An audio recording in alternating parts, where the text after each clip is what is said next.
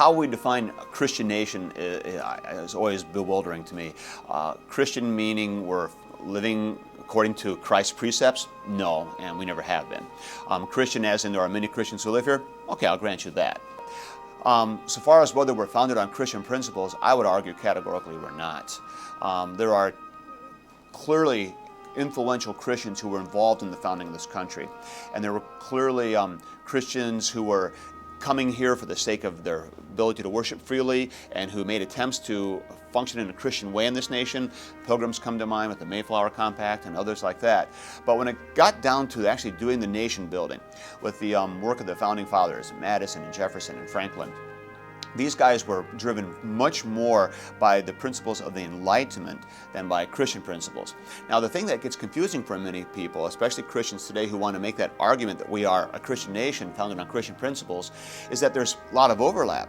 Because the Enlightenment at the time of the revolution and the founding of this country in the late 18th century, at that time, the Enlightenment was still compatible with a lot of Christian truth. There's a God, He holds us accountable, there is law, there is natural law. They agreed with all those things, and Christians agree with those things.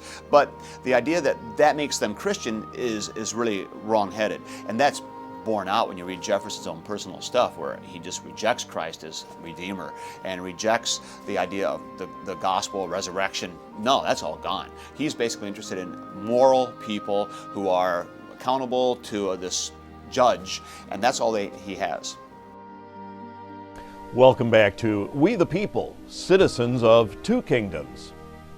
Have you ever heard anyone say that America is a Christian country because we have "in God we trust" on our money? A lot of people believe that. Actually, it was not until the Civil War that those words were first struck on a 2-cent coin in 1864 because of increased religious sentiment. And it wasn't until 1883 that it was on all currency. Even more, the phrase did not become the motto of the United States until an act of Congress made it the national motto in 1956. But that phrase predates the Civil War. I'm pretty sure that most of us could sing the first line of the Star-Spangled Banner from memory. Oh, say, can you see by the dawn's... It's our national anthem. During the War of 1812, as the morning light revealed that the battle-torn American flag still flew above Fort McHenry, Francis Scott Key wrote his poem, The Defense of Fort McHenry. It would later become known as the Star-Spangled Banner. In the fourth verse, which I've never heard anyone sing, it says, "Then conquer we must, when our cause it is just. And this be our motto, in God is our trust. And the Star-Spangled Banner in triumph shall wave o'er the land of the free and the home of the brave." I pledge allegiance to the flag of the United States. In the Pledge of Allegiance, the phrase, "one nation under God," did not become part of the pledge until 1954. After President Eisenhower heard a sermon by Reverend George Doherty based on the Gettysburg Address. The sermon was titled, "A New Birth of Freedom." The president was sitting in the pew that Abraham Lincoln used when he attended the New York Avenue Presbyterian Church in Washington, D.C. The pastor argued that the nation's might lay not in arms, but in its spirit and higher purpose. He noted that the pledge's sentiments could be those of any nation, that there was something missing in the pledge, and that which was missing was a characteristic and definitive factor in the American way of life. He cited Lincoln's words, "under God," as defining words that set the United States apart from other nations. The next day, Congressman Charles Oakman, at the urging of Eisenhower, no doubt, introduced a bill in the House to include those words, and the new pledge was adopted on June 14, 1954. Today we celebrate that day as Flag Day. Does that make America a Christian nation? Nope. In fact, in 1797, there was a treaty called the Treaty of Tripoli. It was passed by a unanimous vote. In Article 11 of that treaty was this statement: The government of the United States of America is not in any sense founded on the Christian religion. So while America was not officially founded on Christianity, the use of the word God might make it a religious one. But what God do we put our trust in? The value of having in God we trust in the money, though, I think, is the sense of accountability that builds into us as a people, that there is a God who holds us accountable. And from my perspective, when you're talking about the left-hand realm, that's sufficient. I want people to know that there's a God who's going to hold them accountable and his laws matter, and that's good. But that's not the same as the Christian God at all. In the Declaration of Independence, it mentioned nature's God. That could include anything from a tree to a buffalo to whatever power greater than ourselves might be out there. This is called deism. Many of our nation's founders were confessed deists. Deism is the belief that the universe had a creator, but that he does not concern himself with the daily lives of humans. And he does not directly communicate with humans, either by revelation or by sacred books. They often spoke about God, nature's God, or the God of nature, but this was not the God of the Bible.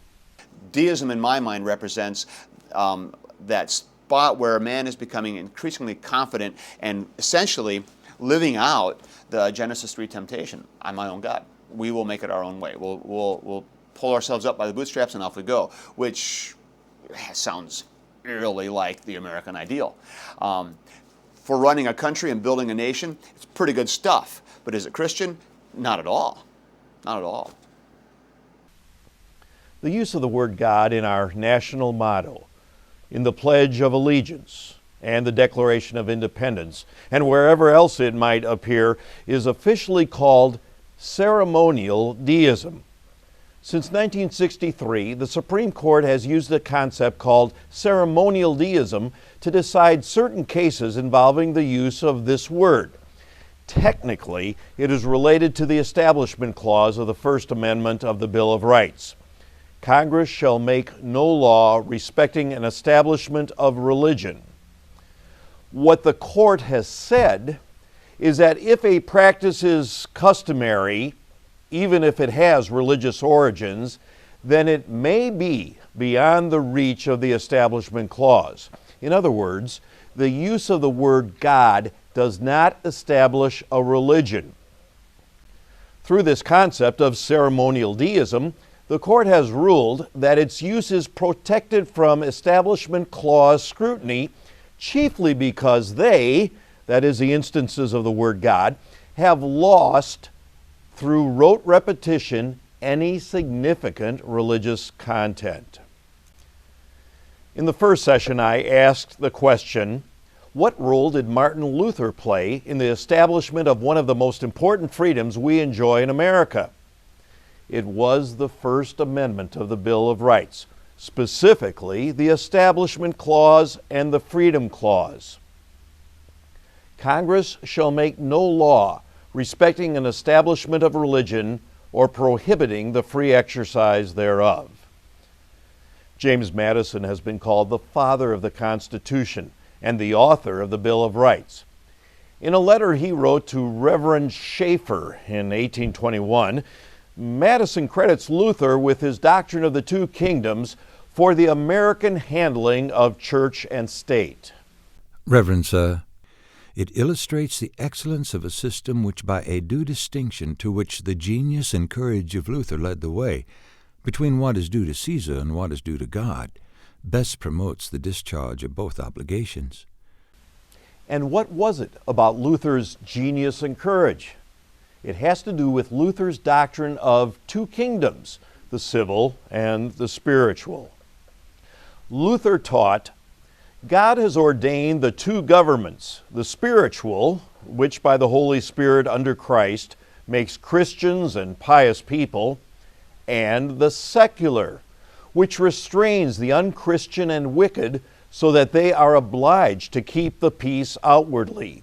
Therefore, where temporal power presumes to prescribe laws for the soul, it encroaches upon God's government and only misleads and destroys souls. In the 13th chapter of Romans, Paul wrote, "Everyone must submit himself to the governing authorities, for there is no authority except that which God has established."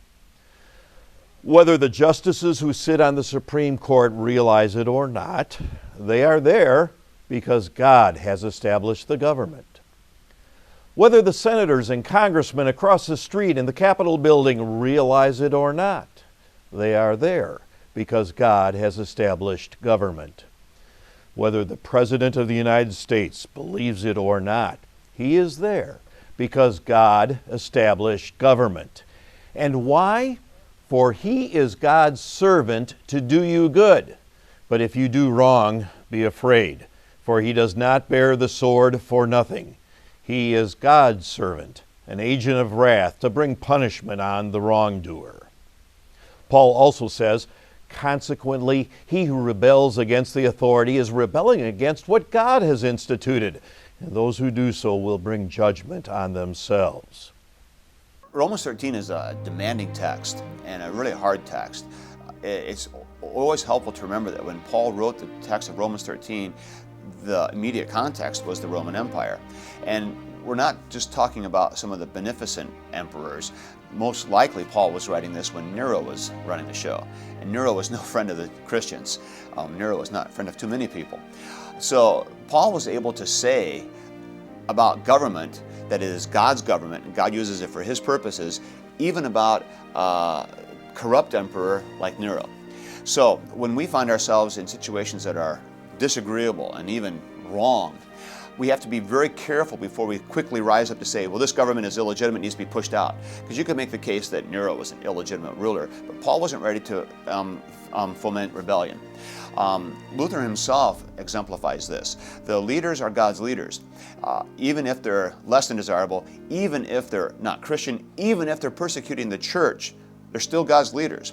Why God allows them to exist, I don't know. And that's where we have to sometimes plead, don't understand it, but my responsibility is to speak against what is wrong, to fight against what is unjust, and yet to still be faithful to God. Luther fully supported obeying the civil authorities. He also fully supported disobeying them when they extended their authority into the spiritual kingdom. Listen to what he said. We are to be subject to governmental power and do what it bids, as long as it does not bind our conscience, but legislates only concerning outward matters.